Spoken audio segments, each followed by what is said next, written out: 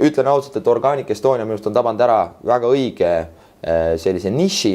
sellepärast et käies, ütleme, Euroopas ringi, nähes, kui roheline kõik on väga selge, et sellel tootel on turgu kõvasti ja kõige õigem on tegelikult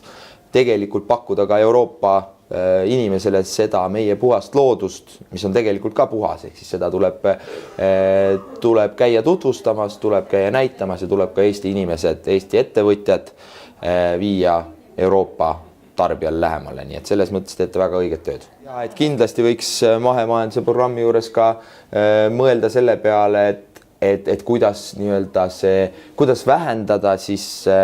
nii-öelda mahetoote tootmisel tekkivaid kasvuhoonegaase ja tegelikult ka tarnimisel, eks ju, et tegelikult tähtis on see, ma usun täna lõpptarbijale juba, et see toode, mida ta tarbib, oleks võimalikult väikse keskkonna jalajäljega, lisaks sellele, et ta on nagu nii-öelda mahetoode, kui meie mahesektor hakkab tõsiselt tegelema ka sellega, et kuidas vähendada oma CO2, ütleme näiteks mahepõllumajanduses võetakse kasutusele siis biokütuseid tänaste fossiilsete alternatiivide asemel, eks ju,